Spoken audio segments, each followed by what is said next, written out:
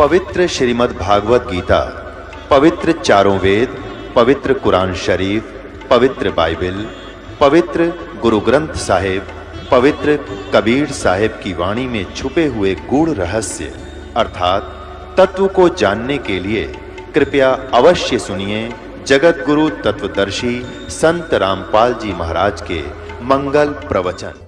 पुण्यात्माओं, जब तक संत नहीं मिलेगा, सतगुरु नहीं मिलेगा, जीव कल्याण नहीं हो सकता। अब 17वें अध्याय के 23वें श्लोक में स्पष्ट करी थी आप गीता ज्ञानदाता ने कि उस सच्चिदानंद घन ब्रह्म के पाने के लिए 3 मंत्र के जाप का विधान है, उसका निर्देश है। निर्देश का अर्थ है कति डिसीजन, फाइनल डिसीजन, ये फाइनल ऑर्डर है और कोई नहीं इसके बाद। यानी जो उस पूर्ण परमात्मा के पाने का मंत्र है वो 3 मंत्र का है। और फिर उसने ये भी स्पष्ट कर दिया कि वो कंप्लीट कोर्स तो तत्वदर्शी संत बतावेगा और वो ज्ञान भगवान के द्वारा बोला हुआ होगा, वो तत्व ज्ञान होगा। तो उस कंप्लीट कोर्स में, वो कंप्लीट कोर्स परमात्मा ने स्वयं दिया था कबीर सागर में। तो कबीर सागर में इन कबीर पंथियों ने वो नाम डिस्टर्ब कर दिए कुछ, ये जान करके ये तो काल के जाप हैं, हम नहीं करेंगे। अब परमात्मा ने मालूम था काल हमारे यहाँ कहाँ गड़बड़ करेगा, तो आदरणीय गरीबदास साहिब जी के द्वारा दोबारा वो वाणी ज्यों की त्यों कंप्लीट कोर्स उनके माध्यम से फिर बुलवा दिया। और 600 वर्ष पहले पालक ने धर्मदास जी से कहा था कि जब 12वां पंथ चलेगा गरीबदास वाला, उसके गरीबदास जी के माध्यम से मेरी महिमा की वाणी पुनः प्रकट होगी। और फिर उस 12वां पंथ जो गरीबदास जी का चल पड़ा होगा, उसमें चलकर मैं स्वयं आऊंगा और पूरे विश्व का कल्याण करूंगा। तब तक इन मूल मंत्रों को छुपा के रखना। तो ये दास भेज रखे हो गरीबदास पंथ में, जो ना समझ माओ तो दास बता दे आपको।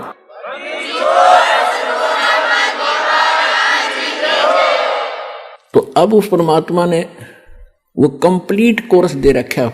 प्रथम आपको 7 मंत्र दिए जाते। पहले मालिक ने ये 5 नाम दिए थे। आदरणीय धर्मदास जी को भी तो कंप्लीट कोर्स दे दिया था और उसको प्रतिबंध लगा दिया था, धर्मदास मेरी लाख दुआई, ये मूल ज्ञान और ये सारे मंत्र ये किताबार ना जाए, अपने वंशजों को भी ना बताना। धर्मदास परमात्मा ने यहां तक कह दिया था, अपने बच्चों को भी ना बताना, ना मेरा मिशन फेल हो जाएगा, मेरे बच्चे पार नहीं होंगे, काल के जाल में भयंकर यातनाएं भोगते रहेंगे। जब धर्मदास जी को चिंता बनी, एक क्योंकि वृद्ध अवस्था हो गई थी, 100 से ऊपर आयु हो गई थी, तब उसने परमात्मा से कहा कि भगवान आपने प्रतिबंध लगा दिया, जो मंत्र आपने मुझे दिए हैं इसके बिना मोक्ष नहीं हो सकता। और आपने मुझे 42 पीढ़ी का वरदान दे दिया कि मेरा 42 पीढ़ी तक वंश भी चलेगा। तो परमात्मा मेरे वाले वंश के बच्चे कैसे पार होंगे? मुझे ये चिंता खाई जा रही है, ना मरा जा रहा है, ना मैं जी पा रहा हूं, अब क्या करूं? परमात्मा ने देखा कि ये बात बिगाड़ेगा और वृद्ध अवस्था में दिमाग स्लिप हो जाता है, ममता घनी बढ़ा कर परिवार में। तो परमात्मा ने कहा कि धर्मदास समझ मेरी बात को सुन, देखो अभी ये मंत्र डिस्क्लोज कर दिया तो पूरे काल के दूतों का हाथ लग जाएंगे, और समय वो अभी आया नहीं है कि सारा संसार समझ सके मेरे को, और यो बात बिगड़ जाएगी। कच्चा काम ना करे तू, और सुन मेरी बात, ये 12 पंथ काल के चलेंगे, और तेरे पंथ में अगर तने नाम दे दिया सच्चा, तो 6ठी पीढ़ी में जो तेरी 6ठी पीढ़ी होगी उसने एक काल का दूत भ्रमित करेगा, और वो ये कहेगा कि ये जाप क्या खाक जाप कर रहे हो तुम, ये देवताओं के जाप करते हो। जैसे दास ने आपको 7 नाम दिए हैं, पहले मालिक ने 5 नाम दिए थे, और वो इसको भ्रमित कर देगा, और तेरे आगे जाने वाले वंशजों के पास तो वो नाम फिर भी ना पहुंचे, लेकिन ये बिखर जाएंगे, भांडा फूट जाएगा, हमारा भेद खुल जाएगा। फिर धर्मदास फिर चिंतित हुआ, दाता फिर कैसे बात बनेगी कि बर्मा पंथ में गरीबदास आवेगा, उसके द्वारा मैं उसको मिलूंगा, उसको दोबारा फिर यो ज्ञान कंप्लीट बोलूंगा, उसको परिचित कराऊंगा, वो अपने मुख कमल से बोलेगा, मैं उसमें फीड कर दूंगा, डाल दूंगा। तो और फिर उसके बाद मैं आऊंगा उससे पंथ में उस ज्ञान को सुलझाने और समझाने के लिए। तब तक लोग पढ़ते रहेंगे गरीबदास पंथ के, उनके समझ में नहीं आओगी अब वास्तविकता क्या है। तो तब पूरा विश्व नाम लेगा जब 5505 वर्ष बीत जाए कलयुग के, तब यह मेरी बात सत्य होगी। तब तक ये लोग न सोचेंगे वैसे निराधार बातें कबीर सागर में लिख रखी। तो उस समय सारा संसार नाम लेगा, पूरा विश्व पार करेगा। मेरे सब बच्चे हिंदू मुस्लिम सिख ईसाई ये सब मेरे बच्चे हैं। काल ने इन्हें विभाजित कर दिया, आपस में लड़ा लड़ा कर मार रहा है। मैं इन सब को फिर एक करूंगा, ऐसा ज्ञान दूंगा प्रमाणित। धर्मदास तू चिंता ना करे, जब सारा संसार पार होगा तेरे 42 वंश भी पार हो जाएंगे। तब उसको शांति हुई। फिर परमात्मा ने देखा कि ये तो बात बिगाड़ेगा, उसको प्रेरणा की, धर्मदास जी को प्रेरणा की कि भगवान मुझे अपना वो स्थान दिखाओ जहां बैठकर आपने समुद्र को रोका था, जो जगन्नाथ के मंदिर जो पुरी में बना है, आपने बचाया था समुद्र से, जो 4 5 6 बार उसको तोड़ दिया था। तो वो स्थान देखना चाहूं, तो वहां ले गए भगवान उसको। वहां जाकर सब परिचित कराया कि बोल तू सतलोक जाना चाहता है? कहा जी सतलोक जाना चाहता। तो भाई तेरे नाम में दोष आ गया, तेरी ममता बच्चों में बढ़, तूने मेरी बात का अवहेलना करने की सोच रखी थी। तूने सोच रखा था कि परमात्मा चले गए, पीछे तो नाम दे दूंगा। हाँ जी, नो की नो सोच रहा था।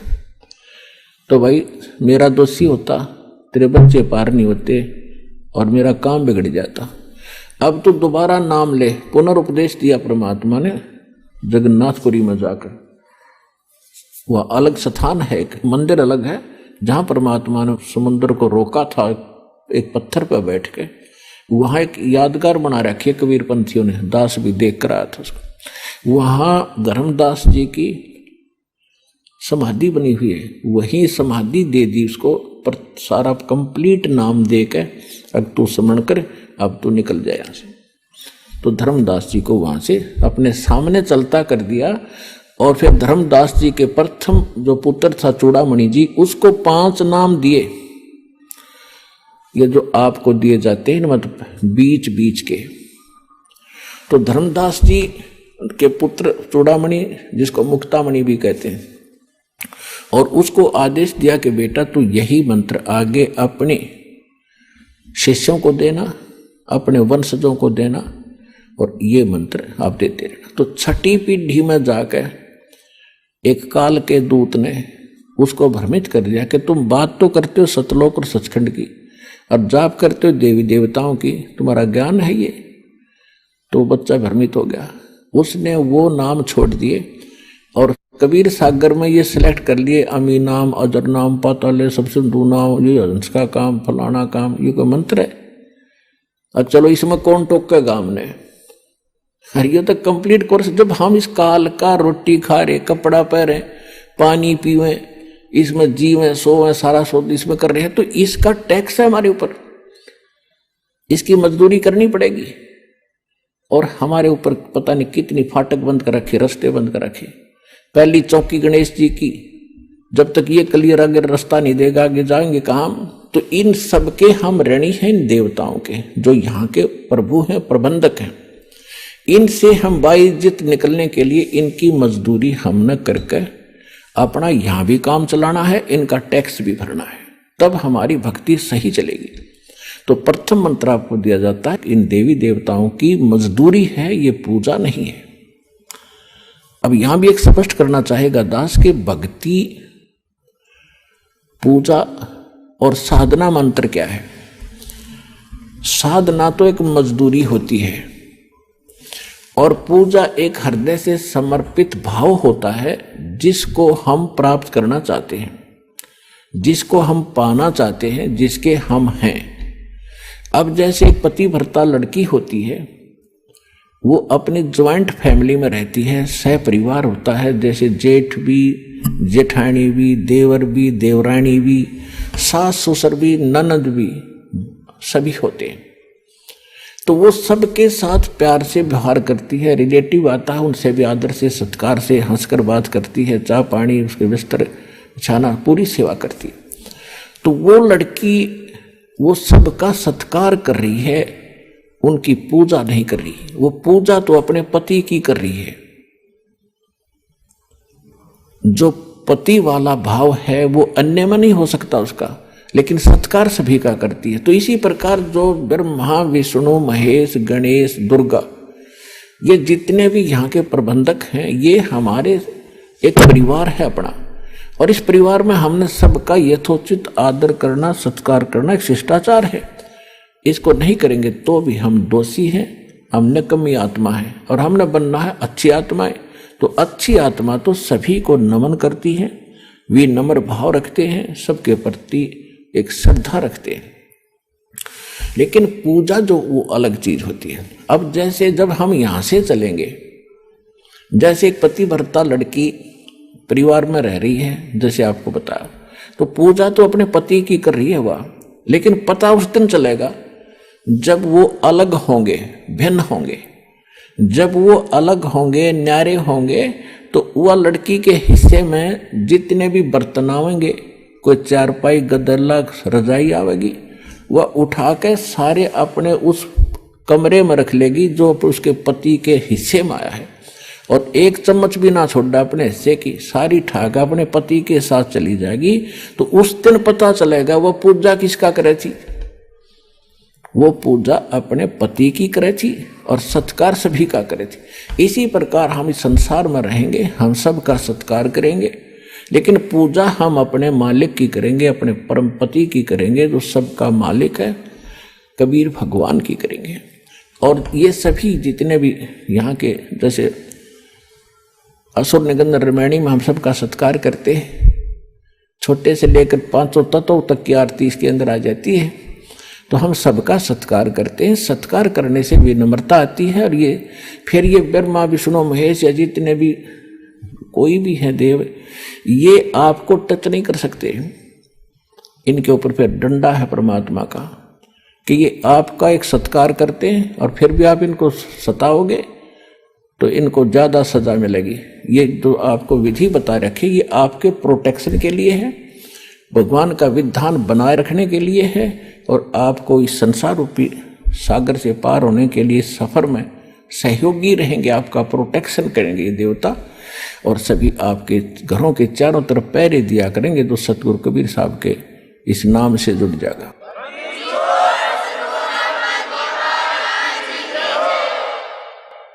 क्योंकि जैसे कोई प्रधानमंत्री या राष्ट्रपति का कोई नुमाइंदा है, कई शहर में रह रहा है, तो उसकी सुरक्षा और उसकी इज्जत की रक्षा, धन की रक्षा करना वहां के मुख्यमंत्री की जिम्मेवारी होती है। और मुख्यमंत्री नीचे डीसी और एसपी को सतर्क कर देता है कि इस आदमी का कोई उत्सुक होगी, किसी सुविधा में कमी आ गई, तुम्हारी खैर नहीं है। तो चारों तरफ चक्कर काटते रहते हैं वो, और एक बार जरा सा भी कोई उकचुक कर दे, 2 मिनट में पुलिस डालेगी उसके पास। तो इसी प्रकार आप उस परम पिता के नुमाइंदे बच्चे हो जाओगे जिस दिन से आप सतलोक आसन बरवाला, जिला हिसार, हरियाणा से जुड़ जाओगे। आपकी सुरक्षा के लिए वहां ऐसे खड़े रहा करेंगे, देवी देवता चारों तरफ घूमया करेंगे आपके, कि देखो भूत प्रेत आकर बकवाद ना कर दे।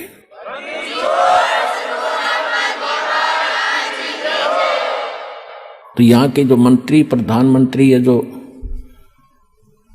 ब्रह्मा, विष्णु, महेश, ये काल, ये भी थर थर कांपते उस परमात्मा से। काल डरे करतार से, जय जय जय जगदीश, ये जोरा जोड़ी झाड़ता भाई पगरज डारे शीश। करीबदास जी कहते हैं कि काल डरे करतार से। करतार कौन है? अनंत कोट ब्रह्मांड का एक रति निभारे, सतगुरु पुरुष कबीर हैं ये कुल के सृजनहार।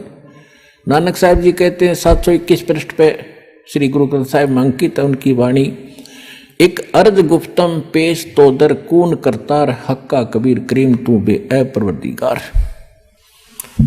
तो यहां गरीबदास जी कह रहे हैं काल डरे करतार से जय जय जय जगदीश।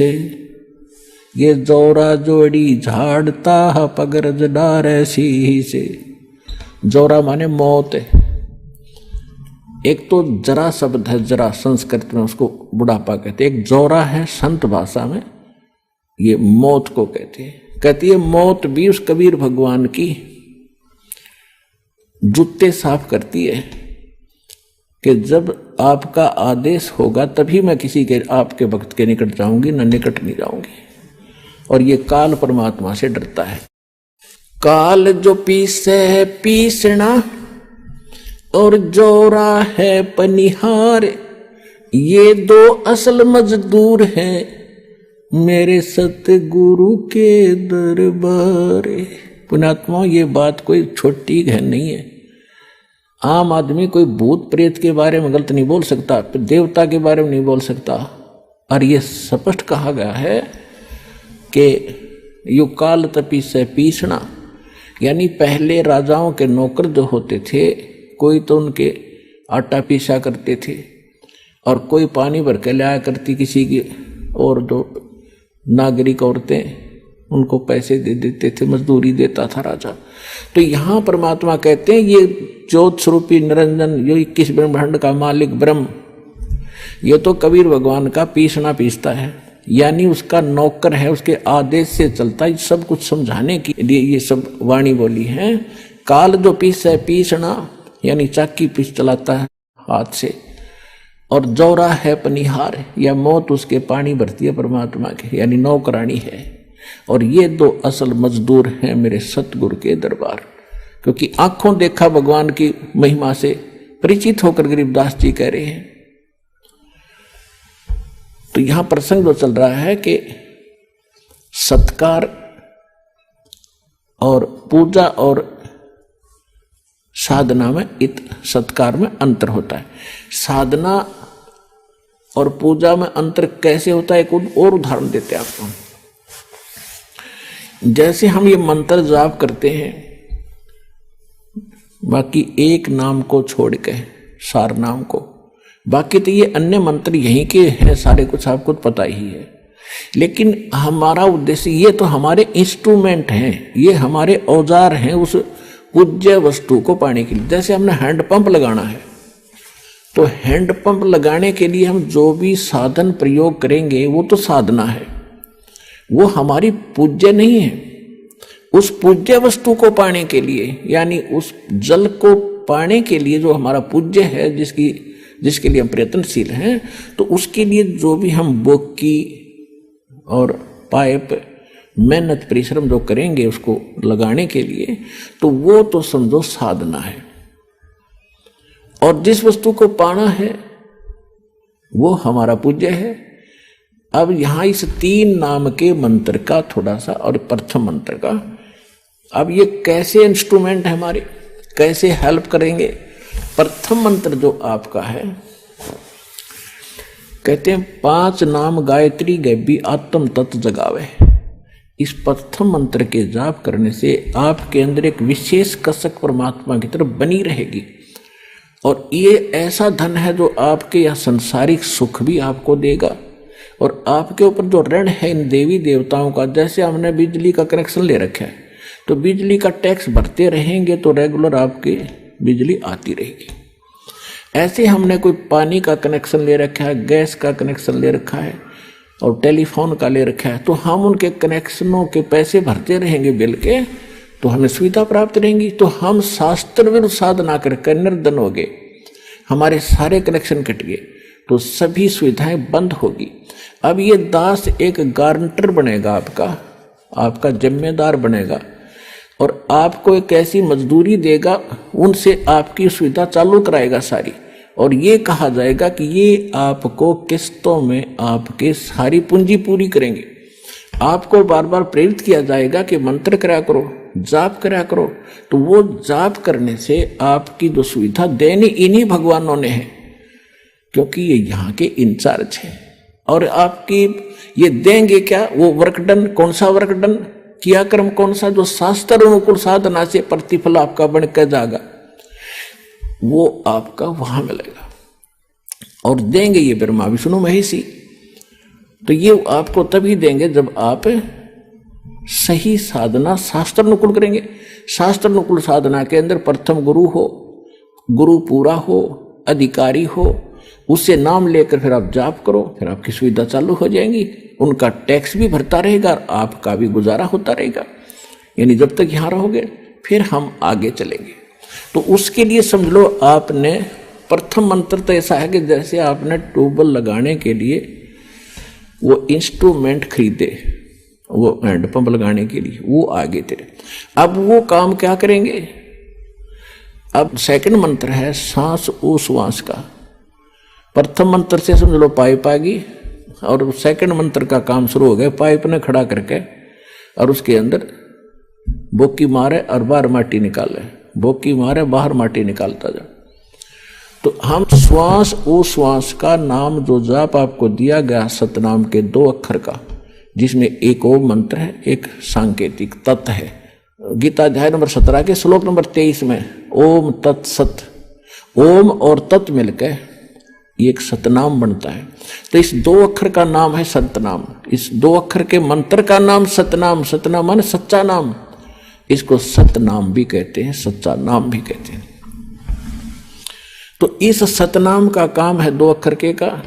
जैसे एक मंत्र बाहर छोड़ते एक अंदर लेते, तो ऐसे बोकी नीचे मारी बाहर निकाली, बोकी मारी नीचे बाहर निकाली मिट्टी, और फिर धीरे धीरे पाइप नीचे जाती गई।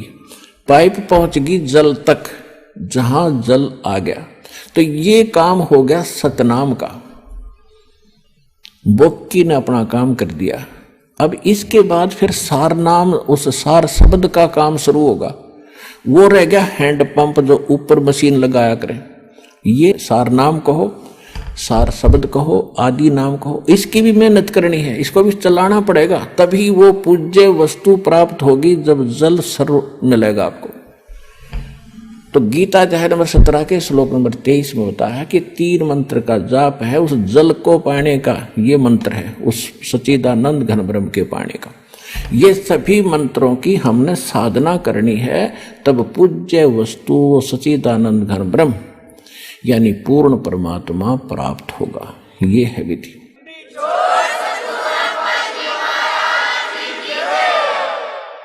अब वो कैसे प्राप्त होगा?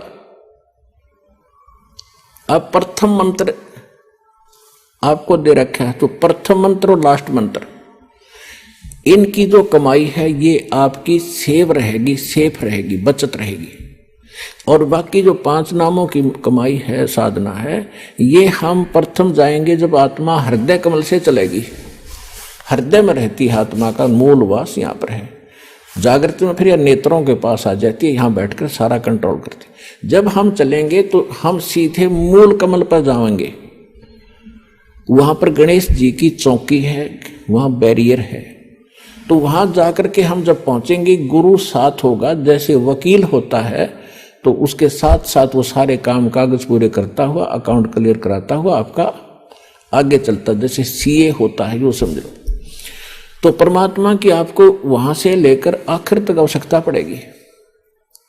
अब वहां आप जब जाओगे, परमात्मा पहले ही आपके सारे अकाउंट क्लियर करवा के इनसे और त्रिकुटी में बैठा पाओगे आपको। जब आप यहां से चलोगे, संसार छोड़कर मूल कमल में जाओगे, जहां गणेश जी का कमल है, तो वहां आपके अकाउंट क्लियर, सारे क्लियर पाओगे और आपको तुरंत रास्ता दे दिया जाएगा। चलो जी जाओ, आप कागज पूरे आपके, जाइए। फिर आप आओगे सावित्री ब्रह्मा जी वाले कमल में, जिसको अधिष्ठान चक्र कहते हैं, स्वाद चक्र भी कहा है। इसी तरह वहां से आपको क्लीन चिट तैयार मिलेगी, आप जाइए। फिर इसमें नाभि कमल में आओगे विष्णु जी के कमल में। फिर यहां से भी आप आगे चलोगे कि आपका अकाउंट क्लियर, जाइए हृदय, फिर कंठ कमल, फिर आप पहुंचोगे त्रिकुटी पे। जब आप त्रिकुटी पर पहुंचोगे, वहां परमात्मा मिलेंगे इस दास के रूप में। अब जैसे आप यहां गुरु जी के प्रति जैसा व्यवहार, जैसा विचार और जैसी श्रद्धा आपकी है, ये आपकी यहां रिहर्सल कराई जाती है कि गुरु मानुष कर जानते ते नर कहिए अंध, ओवे दुखी संसार में आग काल के फंदे। गुरु को मानुष नहीं जाने, गुरु गोविंद कर जानियो, रहियो शब्द समाए, मिले जब दंडवतम बंदगी, नहीं पल पल ध्यान लगावे। गुरु गोविंद दोनों खड़े काके लागू पाए, बलिहारी गुरु अपना जिन गोविंद दियो मिलाए। अब परमात्मा ने यह सिद्ध करना हमारे को एक ट्रेनिंग दे रहे हैं कि जैसा व्यवहार आप इस दास के प्रति कर रहे हो ऐसा ही भगवान के प्रति माना जाएगा, और जैसा आप दिन में रिहर्सल कर रहे हो रात में सौपन भी वैसे ही आएंगे। तो संसार छोड़कर जब जाओगे आपको सौपन सा बनेगा। तो जैसा आपकी आस्था यहाँ वहां तो सामने स्पष्ट नजर आओगी, तो वहां आपकी परीक्षा होगी। अब जैसे वहां गुरुजी के साथ भगवान खड़ा हो, आपने परमात्मा को देखा नहीं, केवल चित्र चित्र देखे हैं उनके, तो वहां जाकर आप किसको प्रणाम करोगे? गुरु गोविंद दोनों खड़े किसके लागू पाए, बलिहारी गुरु अपना जिन गोविंद दियो लाए। यानी हमने इतना दृढ़ होना है इस मार्ग पर सफल होने के लिए। वो जो दास के रूप में होगा वो भगवान ही होगा वहां पर। अब परमात्मा ये भी देखते हैं कि जैसे 120 वर्ष भगवान रह कर चले गए यहाँ पर, और इस दास के स्थान पर अगर वो आज होते तो आप तो पहचान तो सकते ही नहीं, क्योंकि जब भी ना पहचाना, क्योंकि जो लाहे का काम करें, एक लंगोटी ही बांध धोती ही बांध के फटे पुराने कपड़ा में घूमे फिरे सारा काम करें, तो हमने सोचे जनसाधारण आम आदमी है।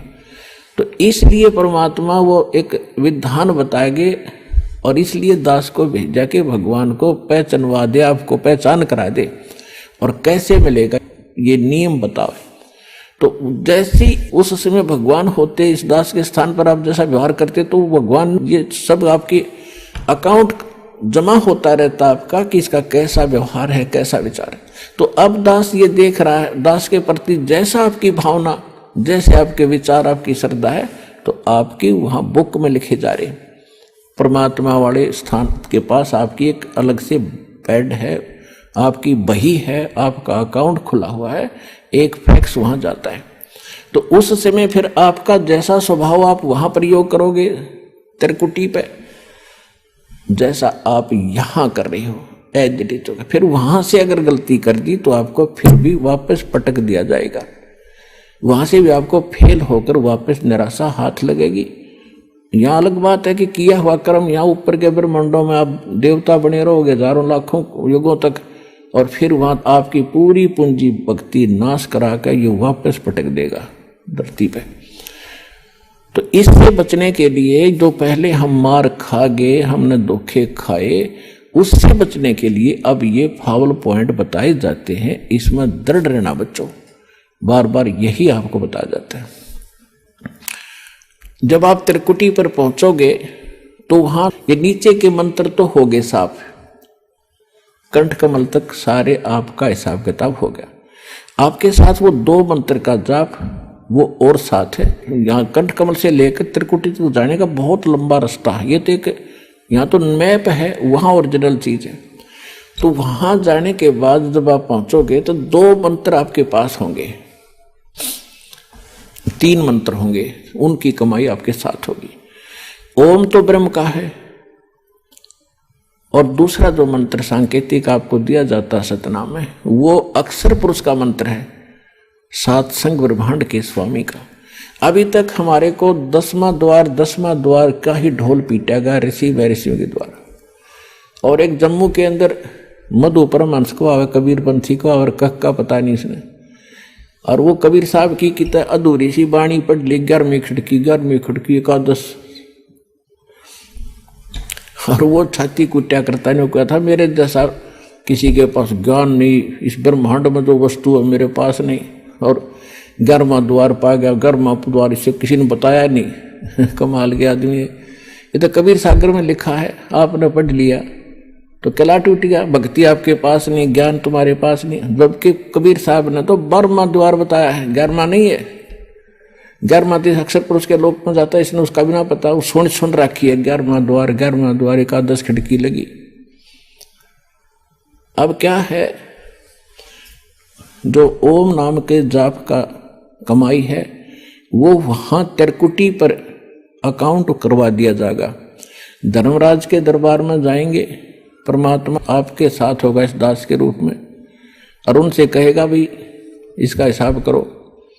गीता अध्याय नंबर 18 के श्लोक नंबर 66 में आपका विधान है, क्योंकि वहां जैसे वकील बताते हैं जजों के सामने, जी ऐसा ऐसा उस धारा में ऐसा लिखा है, ऐसा लिखा है, ये खरा उतरता है, तो जज उसको स्वीकार करता है। तो जाते ही अब जैसे कबीर साहब के एक शब्द है, कर ले गुरु वकील मुकदमा भारी है, भाई कर लो गुरु वकील मुकदमा भारी है। तो गुरु एक वकील का भी काम करेगा आपका। तो वहां जाकर के भगवान होंगे इस दास के रूप में, और वहां उनको कहेंगे जी आपके विधान में लिखा है, गीता अध्याय नंबर 18 के श्लोक नंबर 66 में, सर्वधर्मान परित्यज्य माम एकम शरणम व्रज अहम तवा सर्व पापे भयमोक्ष्यामि मा शुच। इसका अर्थ इन्होंने गलत कर रखा आज तक के अनुवादकर्ताओं ने।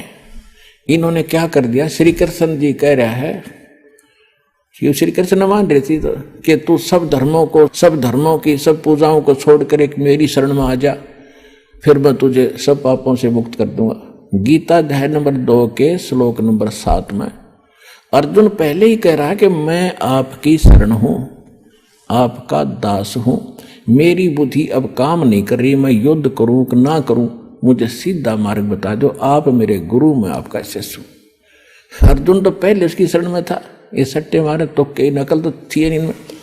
गीता अध्याय नंबर 18 के श्लोक नंबर 66 का जो अर्थ है, गीता ज्ञानदाता कहता है, अपने आत्माओं दास का उद्देश्य ये केवल राम कथा सुनाना नहीं है, आपको विद्वान बनाना है ताकि आप मार ना खा जाओ, भविष्य में फिर काम ना बिगड़ जाओ। और बहुत आसान तरीके से आपको समझाया जा सकता है, 1 बार 2 बार 100 बार बताऊंगा, अपने आप हृदय में समा जाएगी आपके। इस झूठ को हमने लाखों बार सुन लिया तो सच्ची होगी, सत्य को भी सैकड़ों बार सुनोगे अपने आप, सत्य तो है ही सत्य, या तो ऐसा जगह बना देगी फिर कोई टस से मस नहीं कर सकता। गीता अध्याय नंबर 18 के श्लोक नंबर 62 में इसने कह दिया, अर्जुन तू सर्व भाव से उस परमेश्वर की शरण में जा, उसकी कृपा से तू परम शांति को, सनातन परम धाम को प्राप्त होगा। अपने विषय में 8वें अध्याय के 5 और 7 में कह दिया कि मेरी शरण में रहना है, तो मेरा 8वें अध्याय के 13वें श्लोक में मंत्र बता दिया, ओम नाम का जाप है, इसको कर, युद्ध भी कर, मेरी शरण में रहेगा तो जन्म मृत्यु तेरी भी होगी मेरी भी होगी। अब ये 18वां अध्याय लास्ट अध्याय है, लास्ट ये मंत्र चल रहे हैं, अंतिम मंत्र, अंतिम अध्याय गीता अध्याय नंबर 18 के श्लोक नंबर 62 में उसने कहा। अब 63 में वो कहता है कि अर्जुन ईब तू सोच विचार कर ले, जो मैंने गुप्त से गुप्त ज्ञान आज तक किसी को नहीं बताया वो तेरे को बता दिया। ये गीता का जो ज्ञान है ये अति रहस्य युक्त था, यो आज मैंने तेरे को बताया था, कभी पहले बताया था सूर्य को, और आज मैं तुझे बता रहा हूं। सूर्य ये आग का गोला नहीं, एक देव है अलग से, जैसे बिजली महकमे का बिजली का अफसर होते हैं, मंत्री होते हैं ऐसे। तो कहता है ये गुप्त से गुप्त ज्ञान मैंने तुझे बता दिया, अब तूने जैसा अच्छा लगे वैसा कर ले। 18वें अध्याय के 64वें श्लोक में कहा कि एक और गुप्त बता देता हूं कि जिसके विषय में 18वें अध्याय के 62वें श्लोक में मैंने कहा कि उसकी शरण में जा, वो मेरा भी पूज्य देव है, इष्ट देव है, ये तेरे हित में बता रहा। 18वें अध्याय के फिर 65वें श्लोक में कहता है कि अर्जुन यदि तूने मेरी शरण में आना है तो मुझे नमस्कार कर, मेरा भक्त बन, चिंता ना कर, तू मुझे ही प्राप्त होगा। फिर 18वें अध्याय के 66वें श्लोक में फिर कहा है यदि तूने उसकी शरण में जाना है तो सर्वधर्मान परित्यज्य माम। 18वें अध्याय के 66वें श्लोक में कहा है कि आपने 18वें अध्याय के 62वें मैं जिसके बारे में मैंने कहा श्लोक में, उसकी शरण में जाना है, सदा जन्म मृत्यु से रहित हो जाना है, कंप्लीट आपने पीस चाहिए, संपूर्ण शांति चाहता है, तो मेरे सतर की 18वें अध्याय के 66वें श्लोक में कहता है सर्वधर्मान परित्यज माम, मेरे सतर की जो पूजाएं हैं, इसके सतर की कौन सी पूजाएं हैं? ये 500 यज्ञ करते हैं, ओम नाम का जाप आज आप श्वास से जो जाप करते हैं, ये उसके सतर की, ब्रह्म के सतर की भक्ति पूजाएं हैं, ये मुझे छोड़ दे, मुझे दे दे।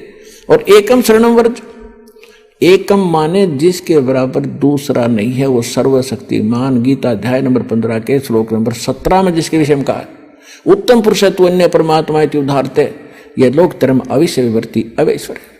अब यहाँ पुण्यात्माओं एक 15वें अध्याय के 18वें श्लोक में ये विचलित कर देते हैं कुछ भ्रमित नकली संत गुरु। वो कहते हैं कि गीता अध्याय नंबर 15 के श्लोक नंबर 18 के बारे में रामपाल नहीं बोलता। अब उसके बारे में बोलने का विषय जब आए तभी बोला जाता है। उसमें क्या बताया है? गीता अध्याय नंबर 15 के श्लोक नंबर 16 में इन्हें स्पष्ट कर दिया है कि सरपुरुष और अक्षर पुरुष ये दो पुरुष हैं, और ये इन दोनों के अंतर्गत जितने प्राणी हैं वो नाशवान है, और ये स्वयं भी नाशवान है, आत्मा किसी की मरती नहीं। उसने स्पष्ट कर दिया 15वें अध्याय के 70वें श्लोक में कि वो पुरुषोत्तम तो कोई और है, उत्तम पुरुष कहो चाहे पुरुषोत्तम कहो। अब 15वें अध्याय के 18वें श्लोक में ये कहा है कि लोक वेद के आधार से, लोक वेद माने दंत कथा सुनी सुनाई, जैसे लोक वेद हम सुना करते, रामकृष्ण ब्रह्मा विष्णु महेश के कोई माता पिता नहीं, अजरो अमर है, सर्वेश्वर है, सारे ब्रह्मंडों के रचने वाले हैं, फलानी पूजा कर लो, श्राद्ध निकाल लो, भूत पूजा कर लो। तो ये था लोक वेद दंत कथा जो शास्त्र प्रमाणित नहीं था। तो इसी ऐसे ज्ञान को लोक वेद कहते हैं। कबीर साहब हमें उदाहरण देते हैं कि पीछे लग गया जाऊं था मैं लोक वेद के साथ, रास्ते में सतगुरु मिल गए, दीपक दे दिया हाथ। तो लोक वेद माने दंत कथा के आधार से जो साधना करते हुए हम भटक रहे थे, उसमें कोई सतगुरु मिल गया, उसने सत साधना रूपी और सही नाम ज्ञान रूपी एक दीपक दे दिया, टॉर्च दे दी। उसकी रोशनी में हम गड्ढों में, झाड़ जंखाड़ों में नहीं गिरेंगे, सीधा रास्ता पकड़ कर निकल जाएंगे। तो जैसे दास पहले श्री कृष्ण का पुजारी था, श्याम जी का पुजारी था, हनुमान जी का पुजारी था, तो वो था लोक वेद के आधार से। फिर सतगुरु ने दीपक दिया, पूज्य गुरुदेव मिले राम देवानंद जी, तो उसके आधार से दास सीधा चला। तो यहां परमात्मा हमें बता रहे हैं कि पीछे लग गया जाऊं था मैं लोक वेद के साथ, और इस भक्ति रूपी सफर में सतगुरु मिल गए, दीपक दे दिया हाथ। तो यहां गीता अध्याय नंबर 15 के श्लोक नंबर 18 में गीता ज्ञानदाता कहता है कि मैं लोक वेद के आधार से पुरुषोत्तम प्रसिद्ध हूं, क्योंकि जितने मेरे अंतर्गत प्राणी आवे हैं, इंक्लूडिंग ब्रह्मा विष्णु महेश, इनसे मैं उत्तम हूं, इनसे ताकतवर हूं, इसलिए मैं पुरुषोत्तम नाम से प्रसिद्ध हो गया लोक वेद के आधार से, दंत कथा से। लेकिन उत्तम पुरुषत्व अन्य परमात्मा इति उदाहरत है, यह लोक धर्म अविषय विवर्ती अवैश्वर है। गीता अध्याय नंबर 15 के श्लोक नंबर 17 में स्पष्ट कर रखा हो, तो वो कोई और है। और गीता ज्ञानदाता खुद कहता उसकी शरण में जाओ, उसकी कृपा से तो परम शांति को, सनातन परम धाम को प्राप्त हो। अब गीता अध्याय नंबर 18 के श्लोक नंबर 66 का जो अर्थ है कि सर्वधर्मान परित्यज माम, मेरे सतर की सब पूजाएं छोड़ दे, मुझे दे दे, तो हम वहां ओम नाम के जाप की कमाई उसको दे देंगे। त्रिकुटी पर इसके लेखाकार धर्मराज के दरबार में जमा करा देंगे, ये वहां से आपको बरी कर देगा। अब आगे लेके चलेंगे परमात्मा आपको। अब 10वां द्वार तो इस एक पिंड और ब्रह्मांड के अंदर रह जाता है, शरीर उसी का एक प्रारूप है। इससे आगे निकलेगा फिर सूक्ष्म रूप से, फिर जाएगा 11वें द्वार पे। 10वां द्वार जाके ब्रह्मरंध्र खुल जाने के बाद 10वां द्वार फिर एक हो जाता, जैसे एक तो द्वार का इधर का हिस्सा एक सामने का, तो इसलिए इसको बहर गुफा भी बताते हैं, हर एक उसमें बहर गुफा होती है। तो इसका लास्ट आखिरी एंड जो 10वें द्वार का जाके समाप्त होगा 11वें द्वार, आगे जाके 11वां द्वार पाओगा, जहां इस अक्षर पुरुष के लोक में प्रवेश करेंगे। वो 11वां द्वार है। 21 ब्रह्मांड एक पूरा पैक्ड है, सात संग ब्रह्मांड अलग से पैक्ड है, तो उनके बीच में एक ही द्वार है और सामने वाले में भी एक ही द्वार है। तो वो द्वार ऐसे घूम कर जाता है और उसमें जाके खुलता है।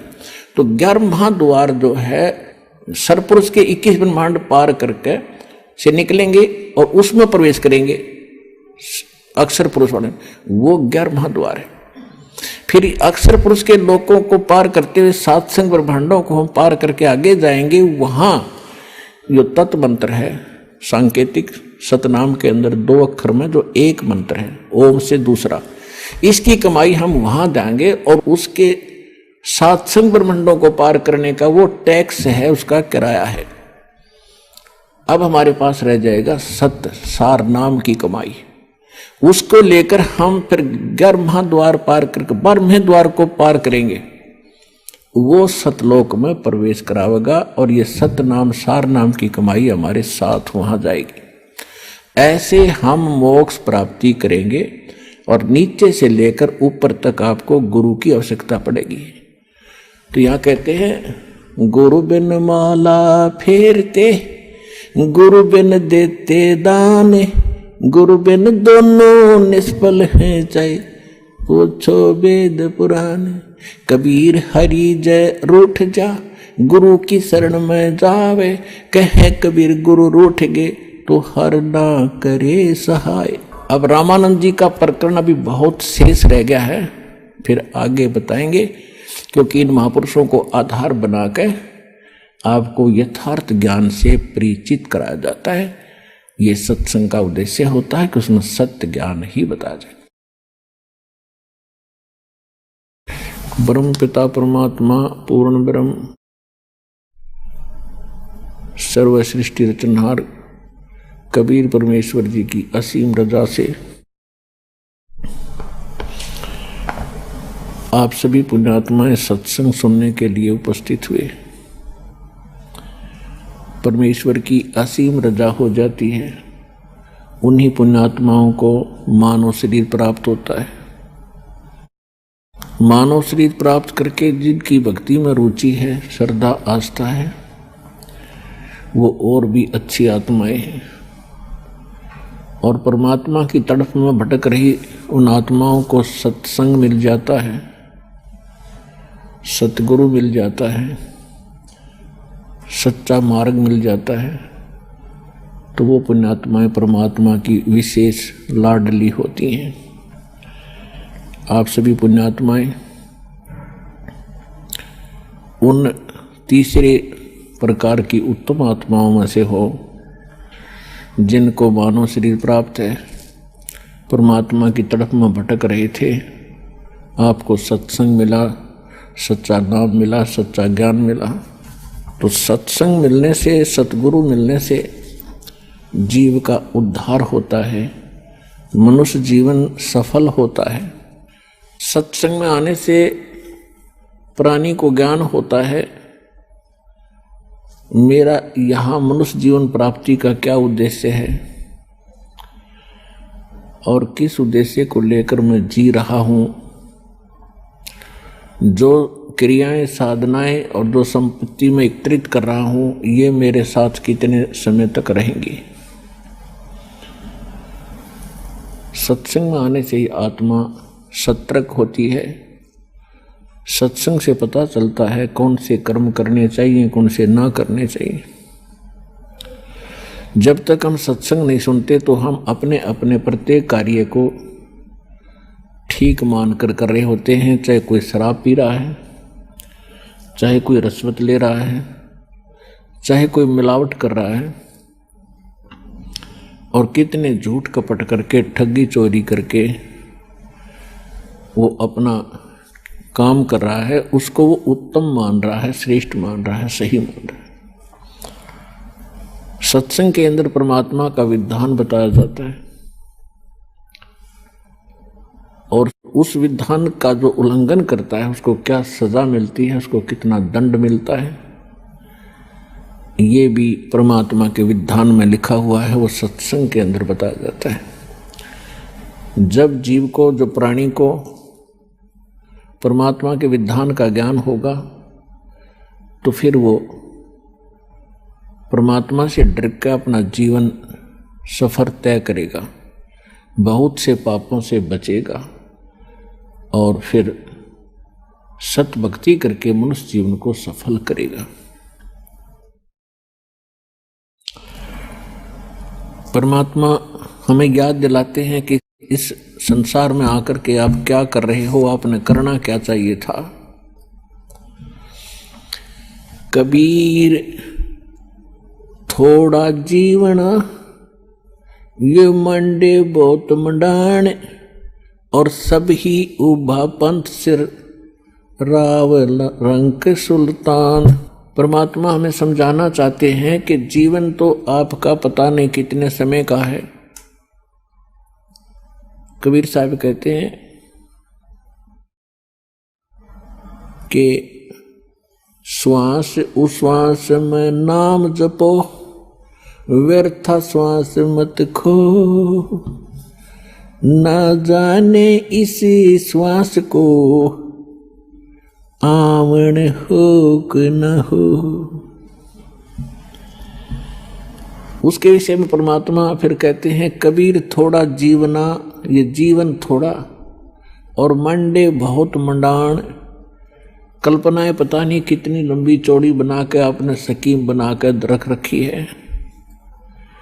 और सब ही उभा पंथ सर राव रंक सुल्तान, सभी यहां से चलने वाले मार्ग पर खड़े हैं, कभी भी आपका नंबर यहां से प्रस्थान करने का आ सकता है। कबीर एक दिन ऐसा होवेगा सबसे पड़े बिछो, राजा राना राव रंक भाई सावधान क्यों न हो। परमात्मा कहते हैं एक दिन ऐसा होगा आप सबसे विदाई ले लोगे, और जिसको आप अपना मान रहे हो ये आपका नहीं है। आप अपने संस्कारवश यहाँ आए हो, जन्मे हो, संस्कार पूरे होते ही आप यहाँ से चले जाओगे। ये ज्ञान आपको सत्संग से होता है, सतगुरु कराते हैं, और सतगुरु परमात्मा का विधान बताते हैं। परमात्मा ने जो विधान बताया था 600 वर्ष पहले, वो आपको दास बता रहा है, सुना रहा है। एक दिन ऐसा होएगा सबसे पड़े बिछो, राजा राना राव रंक भाई सावधान क्यों न हो। चाहे कोई राजा है या रंक, निर्धन व्यक्ति है, सभी परमात्मा के बच्चे हैं। परमात्मा सभी के लिए एक सामूहिक इंस्ट्रक्शन दे रहे हैं, हिदायत दे रहे हैं। उजड़ खेड़े ठेकरी ये गुड़ गुड़ गए कुमारे, रावण जैसे चले गए वो लंका के सिकदार।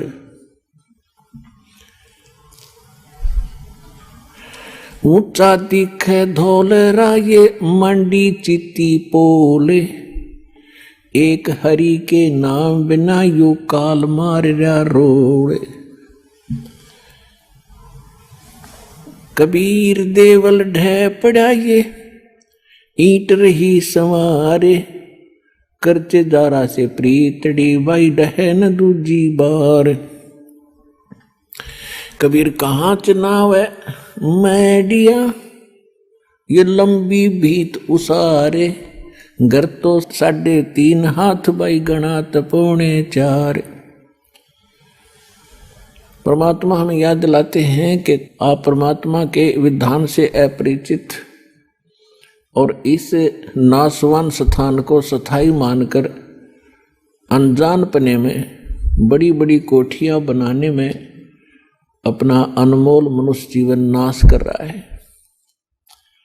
कहते हैं कहाँ चुनाव है मैडिया कोठियां, और लंबी भीत उसार, लंबी लंबी द्वार खींच रखी थी। घर तो 3.5 हाथ और घना तो 4.25।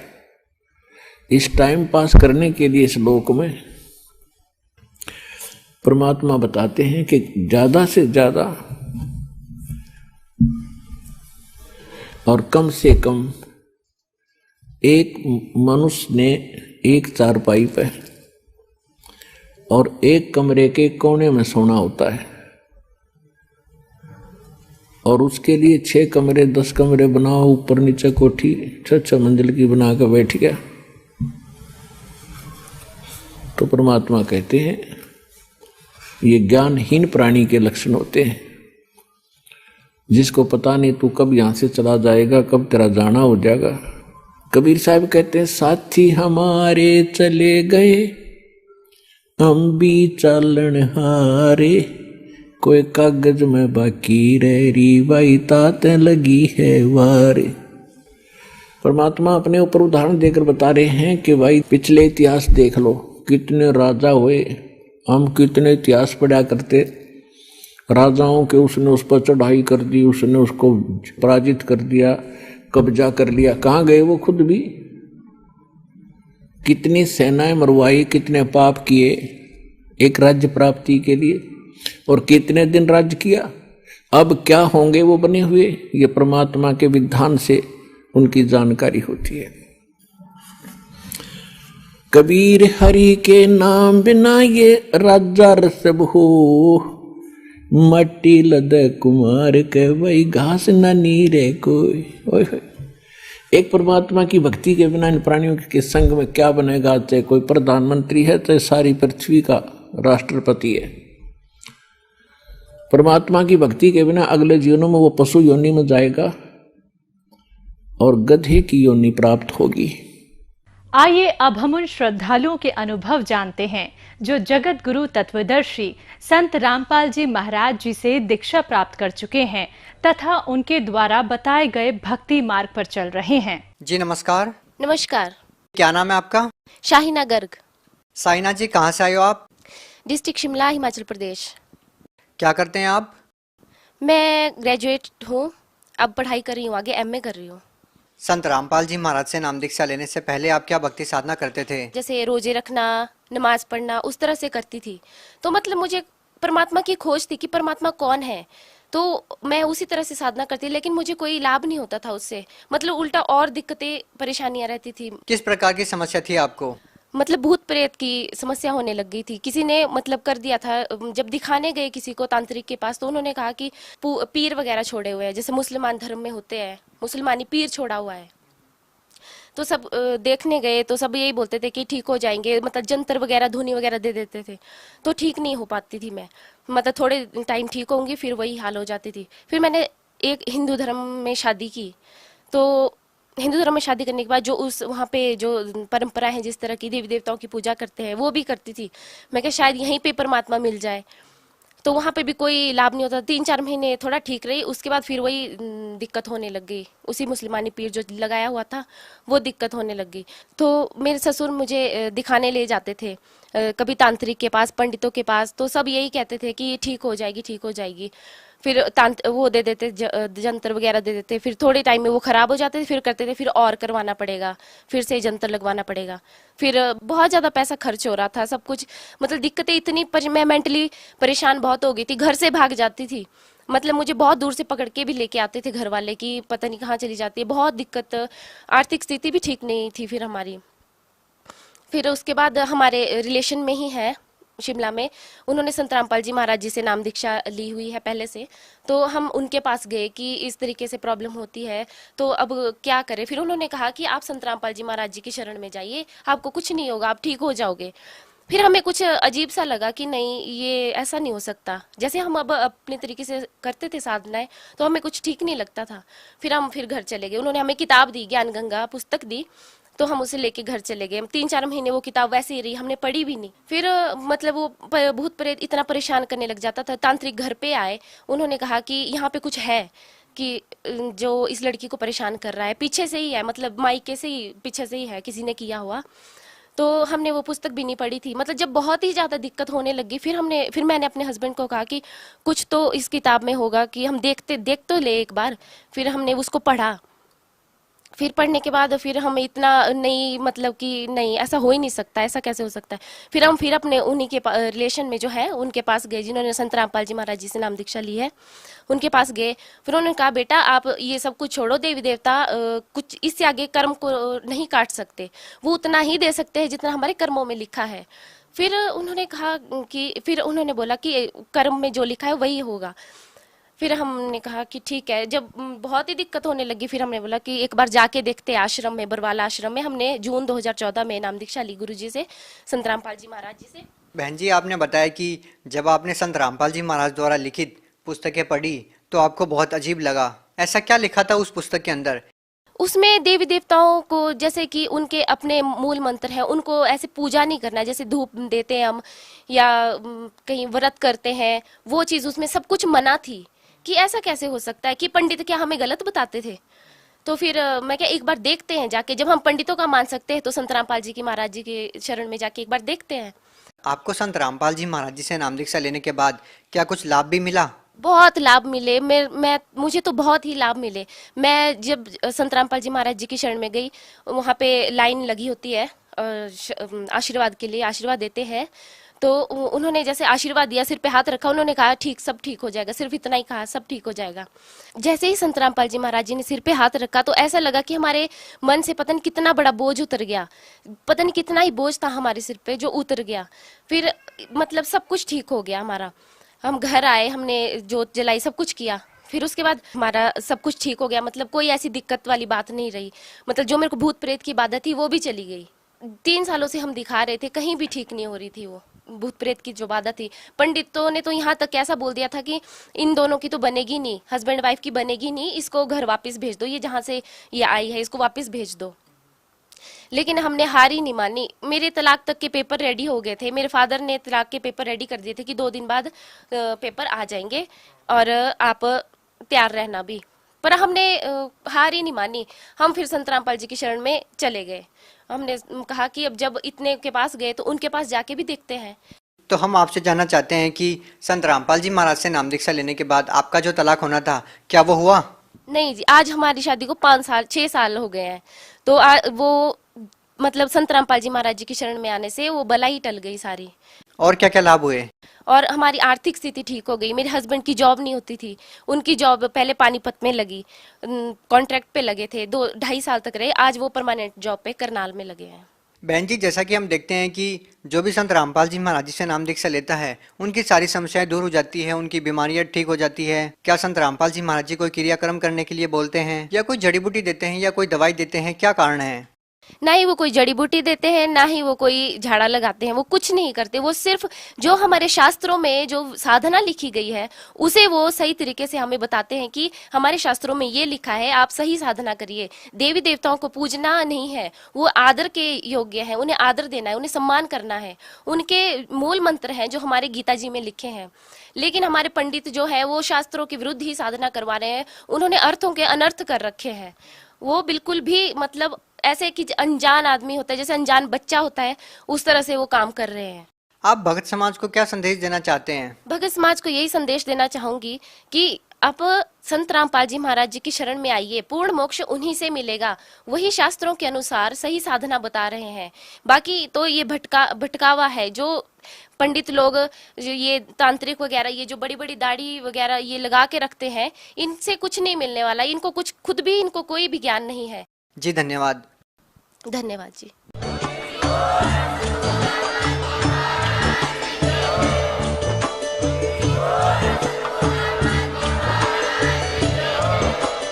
आप सुन रहे थे जगत गुरु तत्वदर्शी संत रामपाल जी महाराज जी के मंगल प्रवचन। अधिक जानकारी के लिए विजिट कीजिए हमारी वेबसाइट www.jagatgururampalji.org। संत रामपाल जी महाराज जी के शुभ आशीर्वाद से पूरे विश्व भर में 500 से भी ज्यादा नाम दीक्षा केंद्र हैं, जिन पर संत रामपाल जी महाराज जी द्वारा ऑनलाइन निशुल्क नाम दीक्षा दी जा रही है। अपने नजदीकी नाम दीक्षा केंद्र का पता करने के लिए संपर्क करें 8222880541।